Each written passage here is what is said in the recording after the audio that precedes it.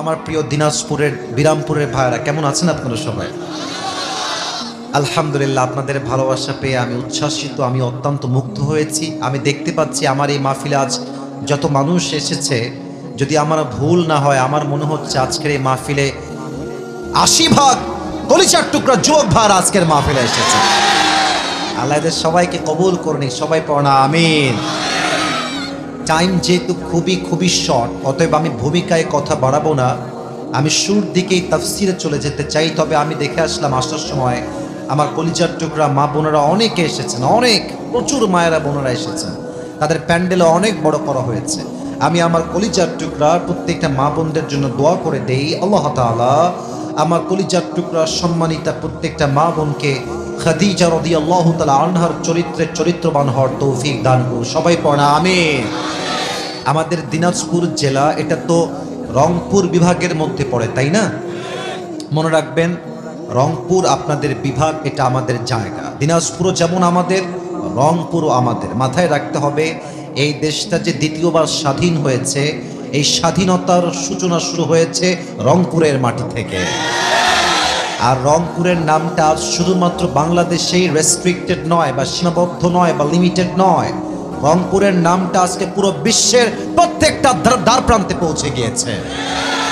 এবং রংপুরের শহীদ আবু সাইদ তার বুকের তাজা রক্ত দিয়ে শহীদ হয়ে প্রমাণ করেছে, আমরা রংপুরের সন্তান, আমরা দিনাজপুরের সন্তান, আমরা কেউ কাপুরুষের সন্তান নই, আমরা সবাই বীর পুরুষের সন্তান। আমরা মাঝে মাঝে দেখতে পাচ্ছি যে অনেকে মিডিয়াতে অপপ্রচার করছেন যে আবার কেউ নাকি এসে চট করে ঢুকে ক্ষমতায় বসে যাবে। এটা এত সহজ নয়। যেই দল ইসলামকে দমাতে চেয়েছে, যেই দল আলেমদেরকে জেলে পুড়িয়ে ছারখার করে মারতে চেয়েছে, এমন কোন স্বৈরাচার দলকে আমরা আগামীতে আর ক্ষমতায় দেখতে চাই না। আমি দুইটা কথা বলেই তাফসিরে ফিরে যাব। আমি দুইটা দাবি সবার পক্ষ থেকে রাখতে চাই আমার তাফসির শুরু করার পূর্বে। ১ নাম্বার দাবি, আমার দিনাজপুরের ভাইয়েরা, যদি আপনারা সত্যিকার অর্থে বীর পুরুষ হয়ে থাকেন, আমাকে আমার ওদিকের কাজ ওদিকে হবে, আপনারা ওই দিকে না, আমার দিকে তাকান। ওদিকের কাজ হবে, ওটা আমার দিকে তাকান। দুইটা দাবি, আগামীতে নির্বাচন হবে, দেশের একজন প্রধানমন্ত্রী সিলেক্ট হবেন, নির্বাচন হবে। আমাদের দাবি দুইটা। এক, আমরা আগামীতে এই দেশের প্রধানমন্ত্রীত্বের চেয়ারে কোনো নারীকে দেখতে চাই না, নাম্বার 1 কথা।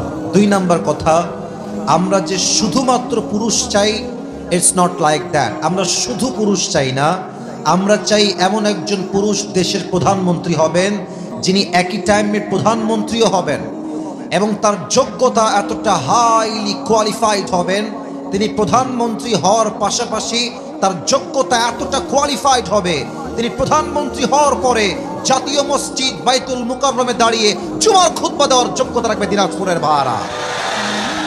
এমন প্রধানমন্ত্রী আমরা সবাই আগামীতে দেখতে চাই কি চাই না? মুসলমানদের দাবিকে যদি কেউ উপেক্ষা করতে চায়, কেউ যদি রক্তচক্ষু দিয়ে মুসলমানদের দাবিকে পায়ের নিচে পদপিষ্ট করতে চায়, আর আগামীতে আবার যদি ষড়যন্ত্র করে আমার এই মাতৃভূমি বাংলাদেশে কোন স্বৈরাচারকে দেশের প্রধানমন্ত্রীত্বের চেয়ারে বসাতে চায়, আমি আবরারুল হক আসিফ, আমি মুসলমান ঘরের সন্তান, আমি একমাত্র আল্লাহকে ছাড়া দ্বিতীয় আর কাউকে ভয় পাই না।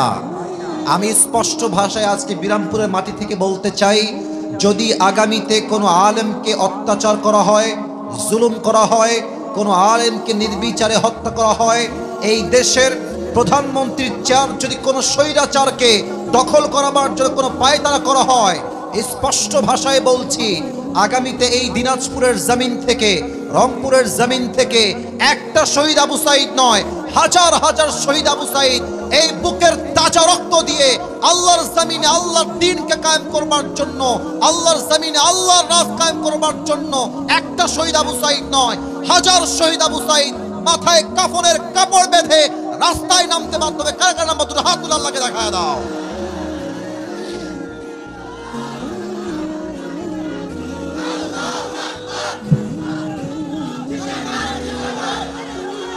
আল্লাহ তাআলা এই স্লোগানকে কবুল করুক। আমরা সকলেই মন খুলে পড়ছি আমিন।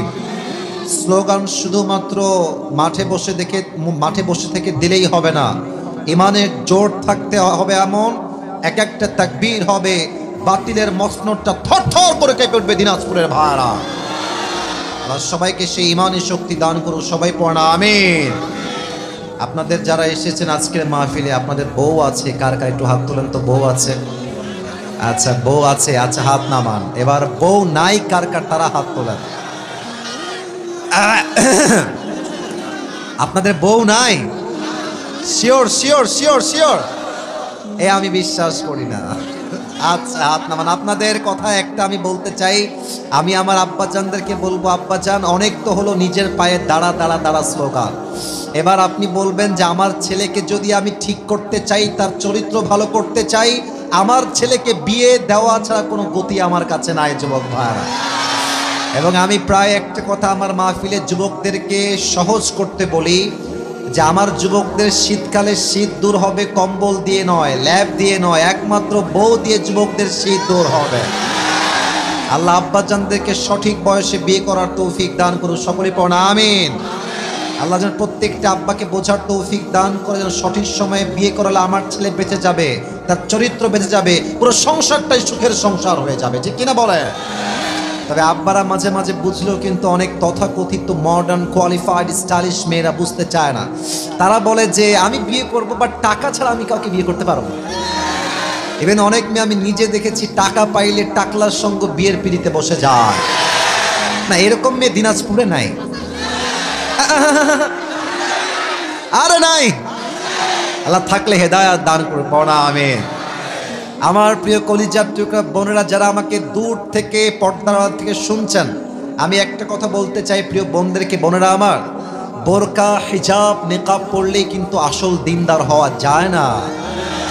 আমরা রংপুরে দিনাজপুরে দেখেছি অনেক মেয়েরা পার্কে রাস্তাঘাটে প্রেম করে বেড়ায়, হাতে মোজা, পায়ে মোজা, মুখ ঢাকা, বোরকা হিজাব নেকাব, এত পর্দা দেখলেই মনে হবে यार ये तो अभी कभी जन्नत से भाग के दुनिया में आई है यार, ये तो कन्फार्म जन्नती है माशाअल्लाह।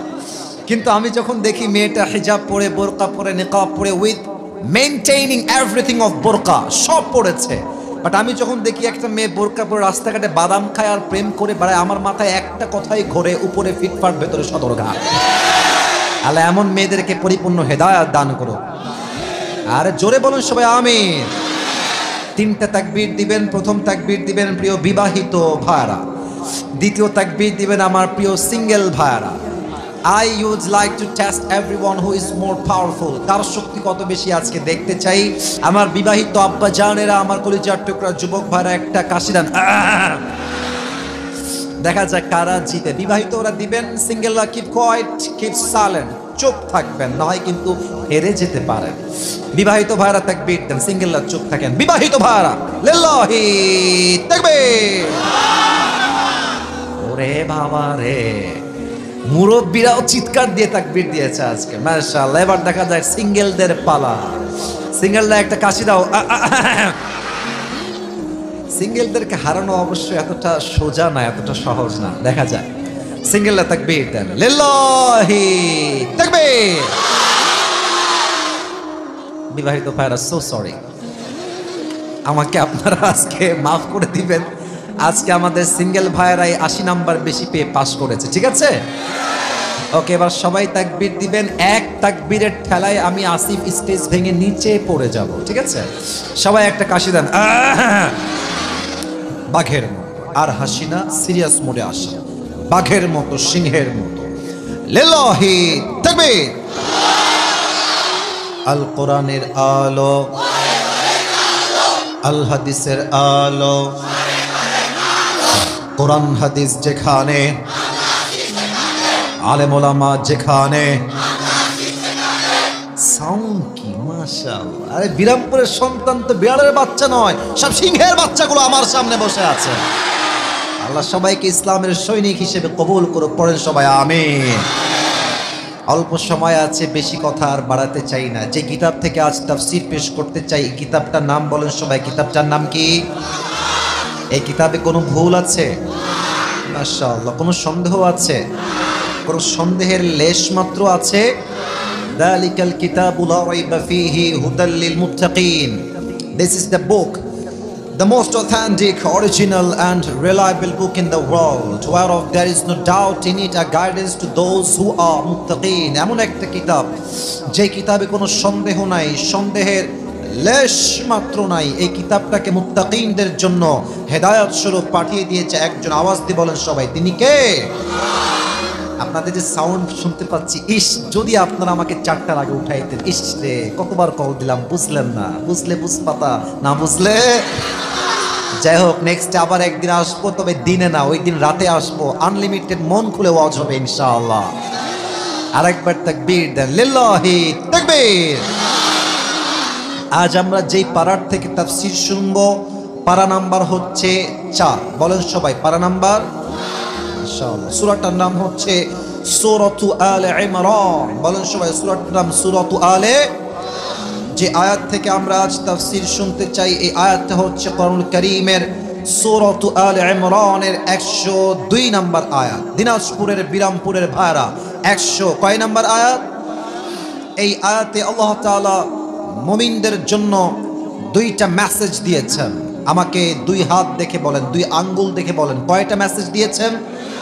মাশাআল্লাহ। আমি আগে একটা বিষয়কে ভূমিকায় বলে দিতে চাই। কোনো একটা আয়াতের তাফসীর পেশ করতে গেলে মোট 4টা বিষয়কে হাইলাইট করতে হয়। আমার দিনাজপুরের ভাইরা, আয়াতের তাফসীর পেশ করতে কয়টা বিষয় হাইলাইট করতে হয়? জোরে বলেন সবাই, আমার আগের মতো কয়টা? হাত নামান। নাম্বার 1, রাইট রিসাইটেশন, সঠিক তেলাওয়াত। নাম্বার 2, রাইট ট্রান্সলেশন, সঠিক তরজমা। Number 3, what's the explanation of this ayah? এই আয়াতের ব্যাখ্যা কি? তাফসীর এই আয়াত নিয়ে কি বলেছে, ব্যাখ্যা কি হবে? And the 4th number is, what's the lesson that you have got from this ayah? এই আয়াত থেকে আপনি কি শিক্ষা পেয়েছেন? এই 4টা বিষয়কে হাইলাইট না করলে একটা আয়াতের তাফসীর কখনো সম্পূর্ণ হতেই পারে না। আমরা শুরু করছি 1, 2, 3, 4 পর্যন্ত আমরা যাওয়ার চেষ্টা করব। বলেন সবাই দিল থেকে ইনশাআল্লাহ। ইনশাআল্লাহ তো বরকত থাকবে। বলেন সবাই ইনশাআল্লাহ। 1 নাম্বার আয়াতের সঠিক তেলাওয়াত। আউযু বিল্লাহি মিনাশ শাইতানির রাজীম। বিসমিল্লাহির রাহমানির রাহিম। ইয়া আইয়ুহাল্লাযীনা আমানু তাকুল্লাহা হাক্কা তুকাতিহি ওয়া লা তামুতুন্না ইল্লা ওয়া আনতুম মুসলিমুন। আল্লাহু আকবার। সঠিক তেলাওয়াত। নাম্বার 2, ট্রান্সলেশন, সঠিক তরজমা। আল্লাহ তাআলা বলছেন in this ayah, O you who believed, fear your Lord as he should be feared. Number 1 কথা, তোমরা রবকে ভয় করো ভয় করার মতো। I repeat again, আমি আবারও বলছি, আল্লাহ তাআলা বলছেন তোমরা আল্লাহকে জাস্ট ভয় করলেই হবে না, ভয় করার মতো ভয় করো।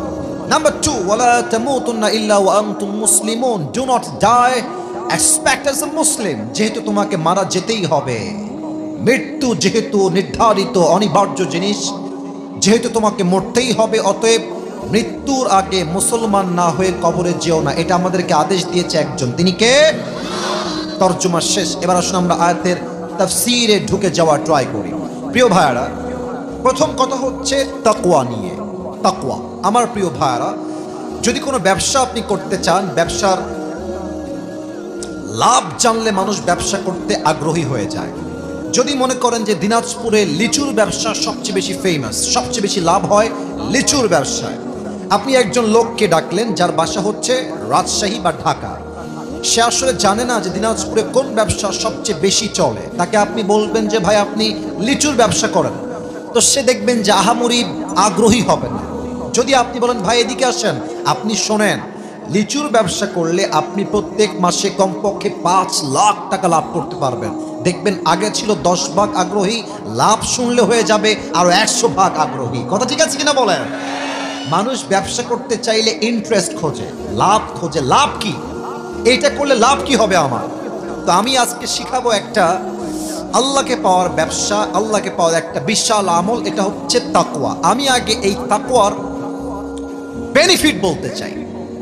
তাকওয়ার ইন্টারেস্টটা কি, তাকওয়া আপনার অর্জন করলে আপনার লাভটা কি হবে, এটা আমি আগে হাইলাইট করতে চাই। আমি 3টা বেনিফিট বলবো, 3টা লাভ বলবো। 1 number, وَمَن يَتَّقِ اللَّهَ يَجْعَل لَّهُ مَخْرَجًا. Whoever fear of his Lord, Allah will make a way out for them.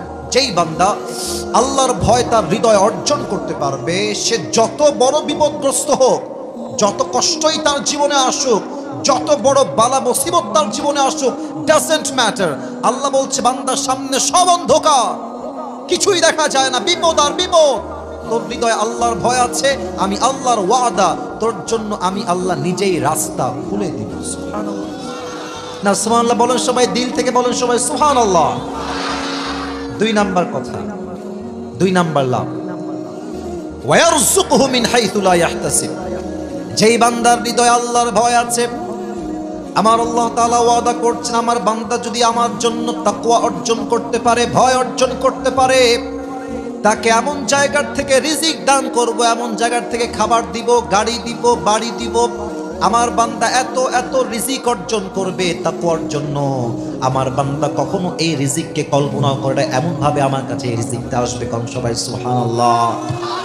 I will provide the sustenance from the sources they could never imagine before. যেই বান্দা আমার ভয় রাখবে, তাকে আমি এমন জায়গার থেকে রিজিক দিব, খাবার দিব, ধন দিব, সম্পদ দিব, আমার বান্দা কখনো কল্পনাই করতে পারবে না। বলেন সবাই আল্লাহু আকবার। 3 নাম্বার লাভ বলে আমি আরেক ব্যাখ্যার দিকে যেতে চাই। 3 নাম্বার লাভ বড় মারাত্মক। আমাকে বলেন সবাই, উত্তরটা দিলে বুঝবো যে আসলে আপনারা কি চান। আমরা সবাই মিলে উত্তর দিতে চাই, আমিও চাই। আমরা সবাই জান্নাত পেতে চাই কি চাই না? পেতে চাই কি চাই না? আচ্ছা, যদি এমন একটা উপায় হয় যে যেই উপায়টা অ্যাপ্লাই করলে একটা না 2টা জান্নাতের মালিক হয়ে যাব, খারাপ হবে না ভালো হবে? ভালো হবে, ডাবল লাভ। সূরাতুর রহমানে আল্লাহ তাআলা বলেছেন, ওয়ালিমান খাফা মাকাম রাব্বিহি জান্নাতান। This is the last benefit I am going to talk about. শেষ লাভ। আল্লাহ তাআলা বলছেন, যেই বান্দা আমি আল্লাহর ভয় অর্জন করবে, কিয়ামতে আমি আল্লাহ তাকে 2টা জান্নাতের মালিক বানাই দেব। এবার বলেন, তাকওয়ার গুরুত্ব ইসলামে আছে না নাই? এই তাকওয়ার ডেফিনেশন আমি হাদিস থেকে আজ মোট 2টা বলতে চাই। নাম্বার 1, ওমর ফারুক রাদিয়াল্লাহু তাআলা আনহু, নবীর একজন প্রিয় সাহাবী, তার নাম হচ্ছে উবাই ইবনে কাব রাদিয়াল্লাহু তাআলা আনহু। ওমর ফারুক ডাক দিয়ে বলছে, উবাই ইবনে কাব, মা তারিফুত তাকওয়া, আমাকে একটু বলেন তাকওয়া কাকে বলে, তাকওয়ার সংজ্ঞা কি? এবার উবাই ইবনে কাব ডাক দিয়ে বলছে, ইয়া আমিরুল মুসলিমিন, ইয়া খলিফাতুল মুসলিমিন, আপনি কি কখনো কাঁটাযুক্ত রাস্তায় হেঁটেছেন? কাঁটা চতুর্পাশে হেঁটেছেন কখনো? বলছে ইয়েস, আমি কাঁটাযুক্ত রাস্তায় অনেক সময় হেঁটেছি। তো বলছে, আপনি কাঁটার রাস্তায় কেমনে হেঁটেছেন, হাঁটার স্টাইল কেমন ছিল? আপনারা সবাই আমাকে দেখেন, যেন সামনে টেবিল নাই, জুতা পরে আছি। তো ওমর ফারুক বললেন যে আমি নর্মাল কোনো জুতা পরতাম না, আমি বুটের জুতা পরতাম। বুটের জুতা পরলে কি হবে, নিচ থেকে কোনো কাঁটা আমার পায়ে ঢুকতে পারবে না। আচ্ছা, আর হাতে আমি অলওয়েজ একটা লাঠি রাখতাম, যেন কোনো সাপ, বিচ্ছু, বাঘ, সিংহ আমাকে অ্যাটাক করতে না পারে। উবাই ইবনে কাব বলছেন, এটার নামই হচ্ছে তাকওয়া। ওমর ফারুক বলছেন, কোথায় তাকওয়া আর কোথায় জঙ্গল, কোথায় কাঁটা আর কোথায় বাঘ আর ভাল্লুক? আমি তো তাকওয়ার সংখ্যা বুঝলাম না, আমাকে ব্যাখ্যা বুঝাই বলেন। এক অসাধারণ ব্যাখ্যা এটা। উবাই ইবনে কাব বললেন, দেখেন ওমর, জঙ্গলে চলতে গেলে যেমন ভালো রাস্তাও আছে, কাঁটাও আছে, সাপও আছে, বিচ্ছু আছে, বাঘও আছে, ভাল্লুকও আছে, সিংহও আছে, ঠিক দুনিয়াতে চলতে গেলে হালালও আছে, হারামও আছে। কথা, আমার কথা ঠিক আছে কিনা বলেন? আচ্ছা, আপনি প্রেম করবেন, প্রেম তো হালাল, প্রেম ডেফিনেটলি হালাল, তবে বিয়ের আগে না বিয়ের পরে হালাল। আচ্ছা, এবার বলেন, চাকরি করা এটা কি হারাম না হালাল? আরে ভাই, কথা ঠিক আছে, হালাল তো। বলেন সবাই, চাকরি হারাম না হালাল? এখন এই চাকরি যদি হয় সুদের চাকরি আর ঘুষের চাকরি, এটা কি হালাল হবে না হারাম হবে? আমরা দেখেছি 5 আগস্টের আগে চাকরি নিতে গেলেই বলা হতো, আমাকে চা খাওয়ার জন্য বেশি না 5 লাখ টাকা দিলেই আপনার চাকরিটা হয়ে যাবে। কথা ঠিক আছে কিনা বলেন? আমার মনে হয় যে এখন আইন চেঞ্জ করতে হবে। যদি কোনো সরকারি চাকরি নেওয়ার জন্য আমাকে ঘুষ দেওয়া লাগে, যে ঘুষ চাইবে ওর জিহ্বা টেনে ছেড়ে ফেলতে হবে যুবক ভাইরা। আর আপনি তাকওয়া অর্জন করবেন কেমনে? আপনি চাকরি নেবেন, আপনাকে বলছে ঘুষ দিয়ে চাকরি নেওয়া লাগবে। আপনি বলবেন যে চাকরিকে আমি গুল্লি মারি, লাথি মারি, আমি ধানের ক্ষেতে ধান কেটে খাবো, মুড়ি বেচে খাবো, ভ্যান চালায় খাবো, রিক্সা চালায় খাবো, তবু হারামের টাকা আমি অর্জন করতে পারবো না, ঠিক কিনা বলে? দিস ইজ কল্ড তাকওয়া। এটাই হচ্ছে তাকওয়া। হারামকে অ্যাভয়েড করবেন, হালালকে অ্যাকসেপ্ট করবেন। নাম্বার 1 তাকওয়ার সংজ্ঞা বা তাকওয়া কাকে বলে। নাম্বার 2, এটা কিন্তু একটু বুঝে বলবেন। আচ্ছা, এখন বাজে 5টা, রাত যখন হবে 1 থেকে 2টা, দিনাজপুরে কুয়াশা আছে না? আমি তো কথা বলছি, আমার সাথে কথা বলেন। দিনাজপুরে কুয়াশা আছে না?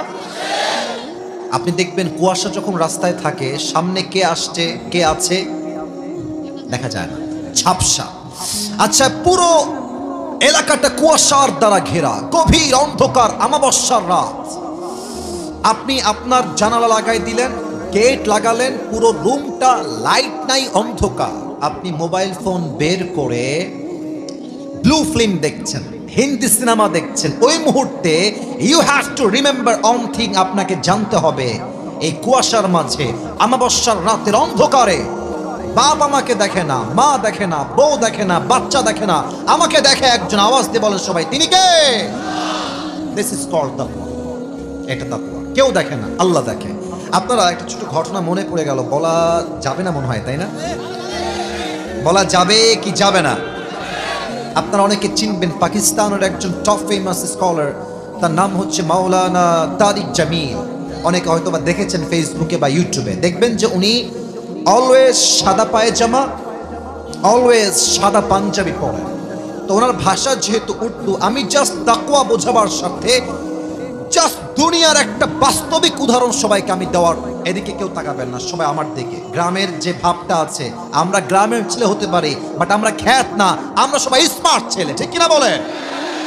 অনেক ছেলে পেলে ড্রোন দেখলে এমন ভাবে তাকায়, আমার ক্যাপশন দিতে মনে চায়, গ্রামের চাচাতো ভাই যখন প্রথম ড্রোন দেখে। খবরদার, ওটা কিছুই না, নাথিং এলস, নো প্রবলেম। এদিকে তাকান, সবাই তাকবীর দেন, লিল্লাহি তাকবীর। তিনি বললেন যে একজন যুবক মেডিকেলে ভর্তি হয়েছে, এটা হচ্ছে মিশনারি হসপিটাল, খ্রিস্টানদের মেডিকেল। বলেন তো, খ্রিস্টানদের মেডিকেলে যে নার্সরা থাকে, এরা কি মুসলমান হয় না খ্রিস্টান হয়? খ্রিস্টান হয়। তো প্রায় 7 দিন যাবত যুবকটা মেডিকেলে ভর্তি আছে। যখন তার 10 দিন হয়ে গেছে, তাকে রিলিজ পেপার দিয়েছে, সে ছুটি পেয়ে যাবে। তো রিলিজ পেপার নিয়ে যে নার্স তার কাছে এসেছে, পাকিস্তানের একজন সুন্দরী নার্স, দেখতে অসাধারণ সুন্দরী, তারিক জামিল তাই বলছে তার লেকচারের ভেতরে। তো মেয়েটা এসে বলছে, मैं आपसे एक बात करना चाहती हूँ, আমি আপনাকে একটা কথা বলতে চাই, अगर आपकी इजाजत मिले तो, যদি আপনি আমাকে অনুমতি দেন তবে আমি বলবো। তো যুবকটা মাথা নিচু করে বলছে, क्या कहना चाहती है आप बताइए, কি বলবেন আমাকে বলেন। তো মেয়েটা বলল, अगर आप इजाजत दे तो मैं आपसे शादी करना चाहती हूँ, যদি আপনি চান আমি আপনাকে বিয়ে করব। মেয়ে কিন্তু খ্রিস্টান, যুবক কিন্তু মুসলমান। এখন যুবক বলছে, आप मुझसे शादी करना क्यों चाहती है, मैं तो मुसलमान हूँ, आप तो एक ईसाई है, तो हमारी मजहब तो अलग अलग मजहब है, हमारी शादी नहीं हो सकती, ये जायज़ नहीं है। আপনি খ্রিস্টান, আমি মুসলমান, খ্রিস্টান এবং মুসলমানের বিয়ে কখনো জায়েজ হয় না, আপনি আমাকে কেন বিয়ে করতে চান, কারণটা আমাকে বলেন। মেয়েটা বলছে, আমি আপনাকে একটা বিশেষ কারণে বিয়ে করতে চাই। কারণটা কি? বলছে, আমি খুব খেয়াল করেছি আমার মেডিকেলে যত নার্স আছে, আমি হলাম সবচেয়ে সুন্দরী নার্স সবার মাঝে। তো আমাদের এই যে রুমটা আছে, এই যে ওয়ার্ডটা আছে, এই ওয়ার্ডে আমি যখনই প্রবেশ করি সেবার স্বার্থে, আমি দেখেছি সব যুবক আমার দিকে এমনে এমনে তাকাই থাকে, আমাকে দেখতেই থাকে। बट आप एक ऐसे इंसान है कि जिसने आज तक मुझे घूमकर एक मर्तबा भी नहीं देखा। আপনি এমন একজন যুবক যে আমাকে আজ অব্দি একবার চোখ দিয়ে ঘুরেও তাকান না, আমি এতটা সুন্দর তাও আপনি তাকান না। তো আমি 7 दिन পরে আমাদের এলাকার একজনকে বললাম যে हमारी वार्ड में एक पेशेंट है जो मुझे एक मर्तबा भी आंख उठा के नहीं देखता, और वो मुसलमान लड़का है, वो क्यों मुझे नहीं देखता, সে আমাকে দেখে না কেন? তো সে বলল, মুসলমানদের হৃদয়ে এই চিন্তা আছে যে একজন মেয়েকে চোখ দিয়ে বিয়ে ছাড়া দেখা বিনা জরুরতে হারাম। তো যখন কোনো মেয়ের দিকে কোনো যুবক তাকায় থাকে, সে এটা মাথায় রাখে যে আমাকে কেউ না দেখলেও আমাকে দেখছে একজন। আওয়াজ দিয়ে বলেন সবাই, তিনি কে? আপনি আমাকে একবারও দেখেন নাই, জাস্ট আল্লাহর ভয়ের জন্য। তো मैंने ये सोचा कि जो बंदा अल्लाह के साथ इतना ऑनेस्ट है, इतना लॉयल है, इतना सच्चाई उसमें है, इतना डर अल्लाह का उसके दिल में है, अगर वो मुझसे शादी कर ले तो मुझे कभी भी धोखा नहीं दे सकता। ठीक কি না বলে? সেই মেয়েটা বলল, আপনার মতো রবকে ভয় করা বান্দা যদি আমাকে বিয়ে করে, আমার বিশ্বাস আপনার মতো মুসলমান যুবক কখনো আমাকে ধোঁকা দিতে পারবে না। ঠিক কি না? তো যুবকটা বলছে, ঠিক আছে, সব বুঝলাম যে আপনি আমাকে বিয়ে করতে চান, लेकिन एक शर्त है, अगर मुझे शादी करना ही चाहती है तो आपको पहले मुसलमान होना पड़ेगा, আপনাকে আগে মুসলমান হতে হবে। মেয়েটা বলল, আপনি আমাকে বিয়ের ওয়াদা দেন, আমি এখনই এই মুহূর্তে কালেমা পড়ে মুসলমান হয়ে যাব। তারিক জামিল বললেন, আমি কোনো বানায় বলছি না, আপনি সার্চ করবেন ইউটিউবে, নো প্রবলেম। তারিক জামিল বললেন, ওই জায়গায় মেয়েটা কালেমা পড়ে মুসলমান হলো এবং মুসলমান হয়ে ওই যুবকটাকে সে বিয়ে করলো। সুবহানাল্লাহ পড়বেন না আপনারা সবাই? বলবেন, হুজুর তাকওয়ার মেসেজ তো বুঝলাম, আমরা কি শিখলাম? তোমরা শিখলা এইটা, রাস্তায় যখন হাঁটবা দেখবা অনেক মেয়ে আছে তোমাকে দেখানোর জন্য সেজে গুজে বের হবে। ইভেন আজকাল যুগের মেয়েদের বোরকাও এত টাইট ফিটিং হয়ে গেছে, বোরকা পরলেও মনে হয় উলঙ্গ মেয়ে রাস্তায় হেঁটে বেড়াচ্ছে। যুবক ভাড়া আমার দেখলেই বলবা আস্তাগফিরুল্লাহ, নাউজুবিল্লাহ। আমার বিশ্বাস ওই মেয়ের যদি লজ্জা থাকে ও কাল থেকে বোরকা পরে বের হবে। এবং তোমার মাঝে যে তাকওয়া আছে, এই তাকওয়ার জন্য আল্লাহ তোমাকে একজন দিনদার উত্তম জীবন সঙ্গিনী দান করবে। ঠিক কিনা বলো? বলেন তো সবাই, ইসলামের দ্বিতীয় খলিফার নাম কি? ওমরে ফারুক। বলেন সবাই, নাম কি? শেষ হাদিস, সময় নেই তো বেশি লম্বা করা যাবে না। আমি এটা পড়ে আছি, এটা কি পাঞ্জাবি না জুব্বা? উত্তরটা জোরে কোন, পাঞ্জাবি না জুব্বা? পাঞ্জাবি কেমন হয়? পাঞ্জাবি হয় হাঁটু বরাবর, তাই না? আর পাঞ্জাবিতে দেখবেন এই পাশেও ফাড়া, এই পাশেও, বলেন এই পাশেও ফাড়া, এই পাশেও। জুব্বা কি ফাড়া থাকে না? জুব্বা কিন্তু লম্বা একদম, এই আপনার টাকনু বরাবর। আমি একটা হাদিস বলবো তাই এটা বললাম। আসলে ভাই, আমাদের দেশ থেকে যে পরিমাণ অর্থ পাচার হয়েছে, এই টাকা দিয়ে পদ্মা সেতু একটা নয় আরো কয়েকটা বানানো সম্ভব হয়ে যেত। ওমরে ফারুক একদিন দাঁড়িয়ে জুমার খুতবা দিচ্ছেন মসজিদে, মেম্বারে দাঁড়িয়ে আছেন।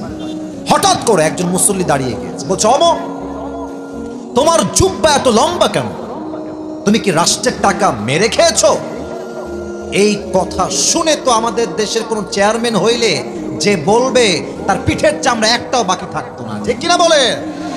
ওমরে ফারুক শুনে আমার দিকে তাকানো, শুনে আমার দিকে। ওমরে ফারুক এত বাজে কথা শুনে মুচকি হাসতেছে, কোনো রিয়াকশন নাই। আর ডান পাশ থেকে তার ছেলে আব্দুল্লাহ ইবনে ওমর দাঁড়িয়ে গিয়েছে, বলছে, কি বললেন আপনি? এটা আপনি জানেন বাস্তবতা কি এখানে? বলছে, আপনি বসেন, আমি বলছি আমার বাবার জুব্বা লম্বা হয়েছে কেন। এবার ওমরে ফারুক রাদিয়াল্লাহু তাআলা আনহুর সন্তান আব্দুল্লাহ ইবনে ওমর ডাক দিয়ে বলছে, ভাই আমার, প্রত্যেক বছর রাষ্ট্র থেকে আমরা 2টা জুব্বা পাই, আব্বা একটা পাই, আমি একটা পাই। এই বছর যেই জুব্বা আমার আব্বাজান পেয়েছে, জুব্বাটা সাইজে ছোট হয়ে গিয়েছে। আমি 2টা টিস্যু নিচ্ছি জাস্ট বোঝাবার সাথে। আমার হাতে কয়টা টিস্যু আছে? আচ্ছা, আমি হাদিসটাকে জাস্ট প্র্যাকটিক্যালি বোঝাতে চাই, তাই এই টিস্যুটা আমি একটু ছিঁড়ে ফেললাম। তাই আপনারা এবার আমাকে হাতে দেখে বলেন তো, আমার হাতে যেই 2টা টিস্যু আছে, এটা হচ্ছে আমার ডান হাত, এটা আমার বাম হাত। বলেন তো, বাম হাতের জুব্বা বেশি লম্বা আর ডান হাতের জুব্বা বেশি লম্বা কোনটা? বাম হাতের। কারণ কি? এটা লম্বা বড় আর এইটা ছোট। তো এটা হচ্ছে ওমরে ফারুকের জুব্বা, এটা হচ্ছে তার ছেলের জুব্বা, সাইজে ঠিকঠাক পারফেক্ট লম্বা আছে। তো ওমরে ফারুক যখন দেখলেন জুব্বাটা শর্ট হয়ে গিয়েছে, উনি একজন রাষ্ট্রের প্রধানমন্ত্রী, তিনি উনি চাইলে নতুন একটা জুব্বা কিনতে পারতেন কি পারতেন না? পারতেন। উনি কি করলেন? জুব্বা কেনেন নাই। বলছে, আব্বা যাও, তোমার জুব্বাটা নিয়ে গিয়ে একটু কেটে নিয়ে আসো। এটা কেটে নিবা এবং কেটে এই জুব্বার তালিটা আমার জুব্বায় লাগিয়ে সেলাই করে দিবা। ওমরে ফারুক তার ছেলের জুব্বা ছিঁড়ে নিজে সেলাই করে পট্টি দিয়ে পড়েছে, একটাই কারণ, রাষ্ট্রের 1 পয়সা যদি আমি মেরে খাই, আমাকে কেউ না দেখলেও আমাকে দেখবে একজন। আওয়াজ দিয়ে বলেন সবাই, তিনি কে? এটার নাম তাকওয়া। এই তাকওয়া যদি এই দেশে থাকতো, চুরি বন্ধ হয়ে যেত, ডাকাতি বন্ধ হয়ে যেত, জেনা বন্ধ হয়ে যেত, সুদ বন্ধ হতো, ঘুষ বন্ধ হতো, ধর্ষণ বন্ধ হয়ে যেত দিনাজপুরের ভার। আছে কিনা বলে? আমি ছোট্ট একটা এক্সাম্পল দিয়ে শেষের দিকে যাব, কারণ already time is going to over, it's very short time. প্রিয় ভাই, তুমি দাঁড়াও তো, জুব্বাওয়ালা প্রিয় ভাই, দাঁড়াও তো দেখি। না না, তোমাকে ধমক দিব না, এমনি দাঁড়াও, সমস্যা নেই, কোনো ধমক দিব না। তোমার নাম কি? খাদিমুল ইসলাম। আচ্ছা, সবাই ওকে দেখতে পাচ্ছেন? দেখা যায় দাঁড়ায় আছে। আচ্ছা ঠিক আছে, আমি একটা ব্যাখ্যা বোঝাবার জন্য শুধু বলতে চাই, বা এটা যদি হয় তাহলে শুধু রুমাল, এটা যদি করতে চান শুধু রুমাল, তাহলে সবাই এটা রাখতে হবে, ঠিক আছে? এটা কোনো বাধ্যবাধকতা নেই, আমি আবারও বলছি। তো ওর নাম হচ্ছে খাদিমুল ইসলাম। মনে করেন যে ওকে আমি ওর ঠ্যাংটা কেটে ফেললাম, পা পা। আচ্ছা বসে পড়। এখন আমার নামে দিনাজপুরে মামলা হলো যে আসিফ হুজুর মাহফিল করতে এসে অমুক যুবকের ঠ্যাং কেটে দিয়েছে। এখন দিনাজপুরের জেলা আদালতের নিয়ম অনুযায়ী কি ফয়সালা হলো যে আসিফ হুজুরের বিচার হবে 1 লাখ টাকা আর 1 বছরের জেল। কোনো একটা বিচার পদ্ধতি সঠিক হয়েছে কিনা, ওজন ঠিকঠাক আছে কিনা, এটার জন্য আমরা যেটা ইউজ করি, ব্যবহার করি, এটার নাম হচ্ছে দাড়ি পাল্লা। বলেন সবাই, কি পাল্লা? আপনি যখন 2 কেজি পেঁয়াজ কিনেন, আপনাকে দোকানদার কি পাল্লা দিয়ে মাপে? দাড়ি পাল্লা। আচ্ছা, এবার আপনি দেখেন যে বিচারটা ঠিক হলো কিনা। ওর ঠ্যাং যেটা কাটছি ওইটা ডান পাল্লা, এটা। আর আমার 1 লাখ টাকা জরিমানা আর 1 বছরের জেল বাম পাল্লায় দেন। টান দেন তো দিনাজপুরের, বিরামপুরের ভাইরা যতই টানেন সমান সমান কি হবে? আরে ভাই কথা না বললে ওয়াজ কারে করি, সমান সমান কি হবে? হবে না। আচ্ছা, আপনি আমার জেল বাড়ায় দেন আরো 2 বছর, আপনি বাড়ায় দেন আরো 3 লাখ টাকা, আবার টান দেন, সমান সমান হবে? এই কোরআন দিয়ে রাজ কায়েম হলে কি হবে? আল্লাহ তাআলা বলেছেন, কেউ যদি তোমার চোখ তুলে ফেলে, চোখের বদলে চোখ, নাকের বদলে নাক, কানের বদলে কান, হাতের বদলে হাত, পায়ের বদলে পা, জানের বদলে জান, ঠিক কিনা বলে? ওর পা যে আমি কেটে ফেলেছি, ওর পাটা আপনি ডান পাল্লায় দেন, আর আমার ডান পা কেটে বাম পাল্লায় দেন। এবার 2টা দাড়ি পাল্লায় 2টা ঠ্যাং দিয়ে টান দেন, দেখবেন 2টা সমান সমান হয়ে গেছে। এটাই হচ্ছে কোরআন। ওয়ামান হাকামা বিহি আদালা। এই কোরআন দিয়ে যারাই আইন প্রতিষ্ঠা করবে, তারাই আল্লাহর জমিনে ইনসাফ প্রতিষ্ঠা করতে পারবে, ঠিক কিনা বলেন সবাই? তবে একটা কথা বলতে চাই, দিনাজপুরের ভাইরা, আপনাদের পাশেই আছে ভারত। বলতে বড় লজ্জা পাচ্ছি, বাট বলতে হবে আজকে আমাকে, এটা বলতে আমি বাধ্য হচ্ছি। বাংলাদেশের সবচেয়ে বড় শত্রু দেশের নাম হচ্ছে ভারত। দিনাজপুরের ভাইরা দেখবেন, ভারতে একটা সাংবাদিক আছে, এটাকে সাংবাদিক মনে হয় কম, হকার মনে হয় বেশি। আমার বাংলাদেশ আর থাকবে না, তোর বাপের দেশ নাকি রে বেটা? আয় না একবার দেশে, খেলা হবে তোদের সাথে আমাদের। মুসলমান একজন ইমানদার যুবক হাজার হাজার কাফেরের সমান দিনাজপুরের ভাড়া। দেখবেন ও বলতেছে যে চট্টগ্রাম আমরা নিয়ে নিব, ফেনী আমরা নিয়ে নিব। রে বাবা, কি সুন্দর আবদার গো। আমার মনে হয় কি জানো, ও যখন সাংবাদিকতা করে, আমার মনে হয় এই বেটা সাংবাদিক না হয়ে গুলিস্তানে হকারও হয়ে যদি আন্ডারপ্যান্ট বিক্রি করতে বেশি মানাইতো যুবক ভাই। আর এই সমস্ত সাংবাদিকদেরকে মুসলমানদের পিটায় সাইজ করতে 5 মিনিটের সময় বেশি লাগবে না যুবক ভাই, ঠিক কিনা বলে? আমরা শান্তি চাই, আমরা আল্লাহকে ভয় করি। আমরা বলি দিনাজপুরে অনেক হিন্দু আছে, ঠাকুরগাঁয়ে অনেক হিন্দু আছে। হিন্দুরা জাস্ট ভালোভাবে আছে তা নয়, তারা জামাই আদরে আমাদের দেশে বসবাস করছে, ঠিক কিনা বলেন? হিন্দুরা আমাদের ভাই, তারা আমাদের দেশে থাকবে। তবে কেউ যদি ভাবে সাম্প্রদায়িক দাঙ্গা লাগাই দিয়ে দেশের ক্ষমতা আবার দখল করব, মাথায় রাখতে হবে এটা খ্রিস্টানের দেশ নয়, এটা হিন্দুর দেশ নয়, এটা বৌদ্ধের দেশ নয়, এটা 90 ভাগের বেশি মুসলমানদের দেশ দিনাজপুরের ভাড়া। ইয়া আইয়ুহাল্লাযীনা আমানুত্তাকুল্লাহা হাক্কা তুকাতি। সবাই 2 হাত তুলেন তো, সবাই সবাই সবাই। আমার সাথে কথা বলা যাবে না, আমি যেটা বলবো একটু পরে সেটা বলবেন। সবাই তাকবীর দেন, লিল্লাহি তাকবীর। আবেগ 2 হাত রাখেন, আবেগ দিয়ে না, এখন বিবেকের সময়। যেহেতু 1 ঘন্টার বেশি ওয়াজ করা সম্ভব নয়, যতটুকু পেরেছি ওয়াজ করেছি, আরো 5 মিনিট করবো, আমার আপত্তি নেই। তবে আমি জিজ্ঞেস করতে চাই, এই মাহফিলটা আগামীতে হোক, এটা আমরা সবাই চাই কি চাই না? আমাকে একটা ওয়াদা করবেন, বাঘের মতো 2 হাত এমনিই রাখেন, আমি যা বলি ওয়াদা করেন। বলেন সবাই হুজুর। জোরে জোরে বলেন সবাই হুজুর। আপনাকে আমরা ওয়াদা দিলাম, আজ দোয়া শেষ না করে আমরা কেউ, বলেন সবাই জোরে, আমরা কেউ উঠে যাব না। বলেন সবাই হাত তুলে ইনশাআল্লাহ। এবার হাতটা পকেটে দেন, হাতটা পকেটে দেন। আমার প্রিয় ভাইয়ারা, খুব দ্রুত যান, প্রশ্ন পরে। আপনারা সবাই ভলেন্টিয়ার যারা আছেন, কেউ যাবে না, কেউ উঠবে না এখান থেকে, শিওর থাকেন আপনারা। দিনাজপুরের সন্তানরা জবান দিলে, ওয়াদা দিলে, ওয়াদা পূরণ করতে পারে, তারা ভাঙতে পারে না, ঠিক কিনা বলে? লা ঈমানা লাহু লিমান লা আমানা লাহু। যার কথা ঠিক নাই তার ইমানের ঠিক নাই। আমার সাথে আপনাদের ওয়াদা, আপনারা ব্যাগেও দিয়ে দিবেন, আমি আমার ওয়াজ এরই মাঝে শেষ করার চেষ্টা করছি। 2 নাম্বার মেসেজ ছিল ওয়ালা তামুতুন্না ইল্লা ওয়া আনতুম মুসলিমুন, মুসলমান না হয়ে তোমরা কবরে এসো না। Now the question is we are all Muslim. প্রশ্ন হচ্ছে হুজুর আমরা সবাই তো মুসলমান, মুসলমান না হয়ে কবরে এসো না। উত্তর হচ্ছে আমরা নামে মুসলমান হয়েছি, বাট কাজে এখন আমরা মুসলমান হতে পারি নাই। ঠিক কিনা বলেন তো আমার মুখে এইটা লম্বা লম্বা কি? আরে ভাই জোরে করে, নাম কি?